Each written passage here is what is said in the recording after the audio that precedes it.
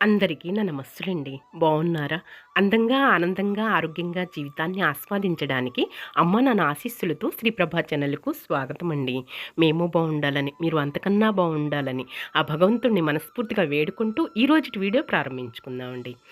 Gayatri London నుంచి మరొక video shoot చేసి పంపిందండి. అదేంటంటే వెజిటబుల్ బిర్యానీనండి.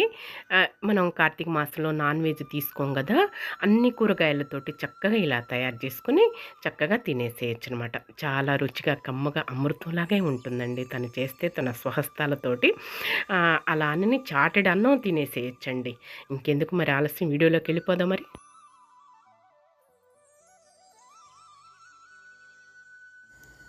హలో అండి, అందరూ ఎలా ఉన్నారు? బాగున్నారా?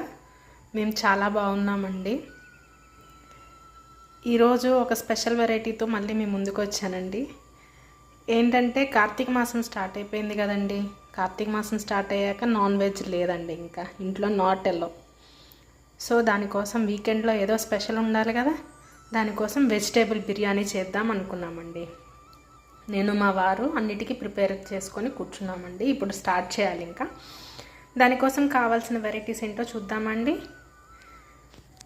ఇదిగోండి వెజిటేబుల్స్ అన్నమాట. మన దగ్గర ఏముంటే అవి తీసుకోవచ్చండి. నేనైతే పొటాటో, బీన్స్, బఠానీ, క్యారెట్, క్యాలీఫ్లవర్, ఇంకా కార్న్ ఇవి కట్ చేసుకున్నానండి. కట్ చేసుకొని నీట్గా ఇదిగోండి ఇలా కట్ చేసుకొని మ్యారినేట్ చేసుకోవాలండి. దీంట్లో మనం పెరుగు, ఉప్పు, పసుపు, కారం, గరం మసాలా, ధనియాల పొడి, జీరా పౌడర్, బిర్యానీ మసాలా కంపల్సరీ వేయాలండి. బిర్యానీ మసాలా కూడా వేసుకోవాలి. అండ్ అలాగే నేను కొంచెం పెప్పర్ పౌడర్ వేసుకున్నాను. అల్లం వెల్లుల్లి పేస్ట్ మొత్తం వేసుకొని ఇలా మిక్స్ చేసుకొని ఒక హాఫ్ అన్ అవర్ పాటు మ్యారినేట్ చేసుకొని ఫ్రిడ్జ్లో పెట్టేసుకోవాలండి.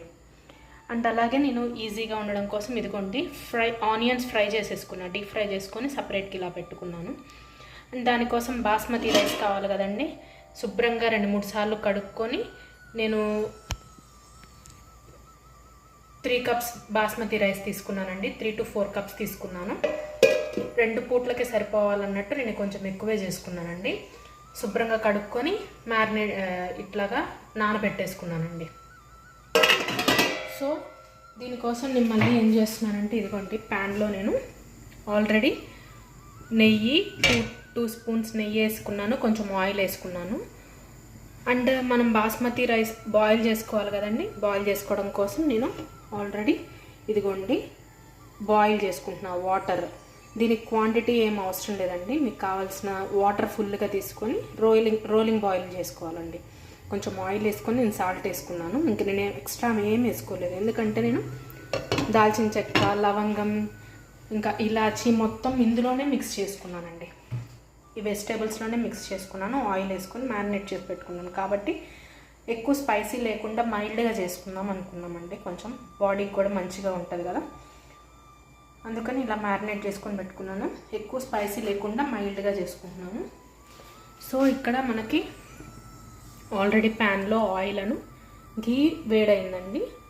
నేను ఏం చేశానంటే కొంచెం గ్రేవీ కావాలి కదండి మనకి.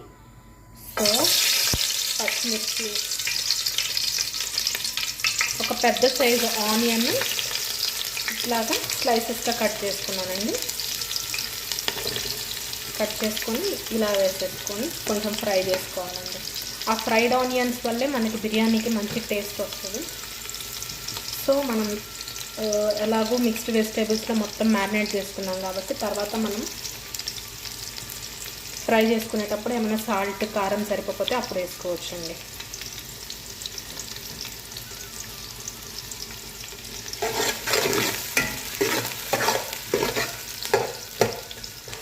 ఇంకా కార్తీక మాసం వచ్చిందంటే మనం మంచిగా ఇలా వెజిటేబుల్సే కదండి తినేది. మేమైతే తినమండి. మా అమ్మ వాళ్ళ ఇంట్లో కానీ, అత్తయ్య వాళ్ళ ఇంట్లో కానీ మేము నాన్ వెజ్ తిన్నాము ఈ కార్తీక మాసంలో.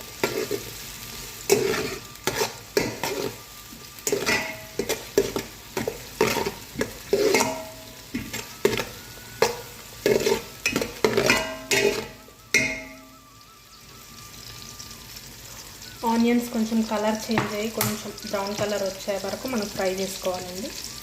ఫ్రై చేసుకున్నాక మనం మ్యారినేట్ చేసుకున్న కూరగాయ ముక్కలు వేసుకోవాలి. నేను చూపిస్తానండి మళ్ళీ, ఓకేనా. ఇదిగోండి ఇట్లాగా ఆనియన్స్ ఫ్రై అవుతున్నాయి. ఇంకా నేను మిక్స్డ్ వెజిటేబుల్స్ వేసేసుకుంటున్నానండి. వేసుకున్నాక చూపిస్తాను మీకు.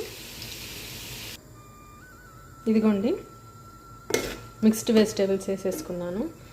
అసలు వేయంగానే మంచి స్మెల్ వచ్చిందండి, భలే ఉంది అసలు. ఇలా వేసుకొని మనం ఒక 10 మినిట్స్ పాటు మంచిగా ఫ్రై చేసుకోవాలండి. మనం దీన్ని ఇంకా ఎక్కువ మిక్స్ చేయకుండా ఇలానే ఉంచేసేసి ఒక 10 మినిట్స్ తర్వాత మళ్ళీ చెక్ చేసుకోవాలి. మనం మధ్య మధ్యలో కలుపుకుంటా ప్లేట్ పెట్టేసుకొని 10 మినిట్స్ పాటు ఫ్రై చేసుకోవాలి మనం. ఇది చూడండి ఎంత కలర్ఫుల్గా ఉందో, మంచిగా ఫ్రై అవుతుందండి. సో ఈ టైంలో మనం ఏం చేద్దామంటే మళ్ళీ టమాటా యాడ్ చేసుకుందామండి. టమాటా కూడా యాడ్ చేసుకోవాలి. టమాటా యాడ్ చేసుకున్నాము.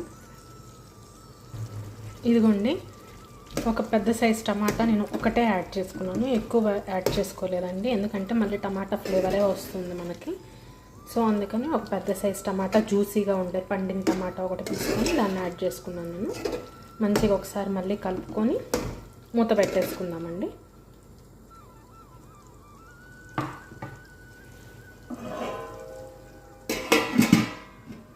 ఈలోపు మనం వాటర్ చూసుకుందామండి. చూడండి ఇట్లాగా కొంచెం రోలింగ్ బాయిలింగ్ అవుతున్నాయి.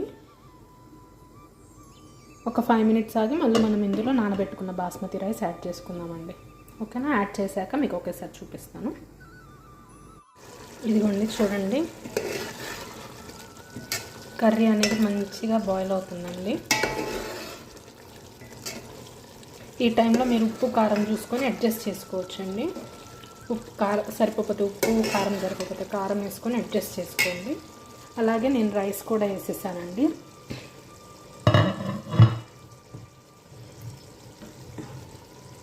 రైస్ కూడా వేసేసాను. మంచిగా బాయిల్ అవ్వాలండి. మనకి 80 to 90% వరకు బాయిల్ అవ్వాలి. తర్వాత మనం దమ్ వేసేసుకోవచ్చు ఇంకా దాంట్లో.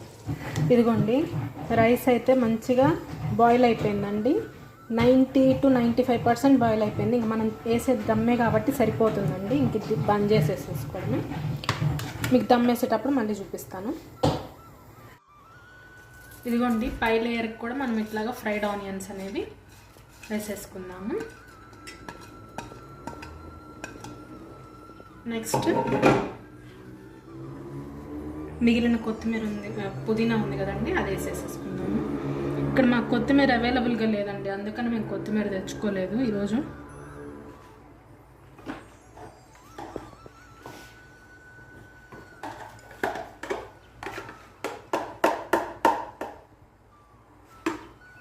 ఇదిగోండి లాస్ట్ గ్రేవీ ఉంది కదా, అదే నేను ఇట్లాగా వేసేసుకుంటున్నాను. నెయ్యి వేసుకుందామండి.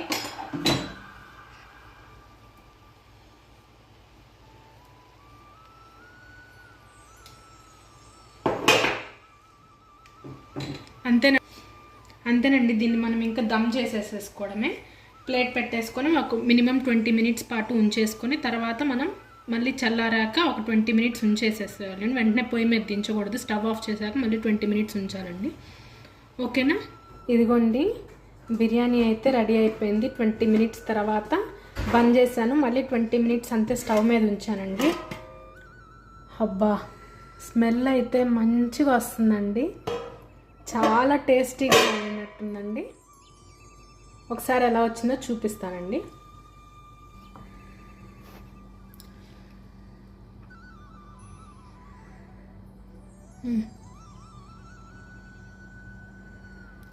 ఇదిగోండి చూడండి, బా చాలా ఎమ్మీగా వచ్చిందండి. కలర్ అండ్ టెక్స్చర్ కూడా చాలా బాగుందండి, చూసారా. అంతేనండి, ఎంతో ఈజీగా మనం ఎప్పుడు చికెన్ మటనే కాకుండా ఇట్లాగా వెజిటేబుల్ బిర్యానీ కూడా తయారు చేసుకోవచ్చండి. ఇదేనండి ఈరోజు వీడియో.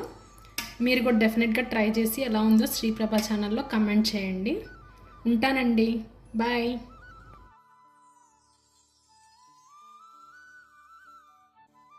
చూసాం కదండి, చూస్తుంటే నేను నోరూరిపోతుంది కదండి.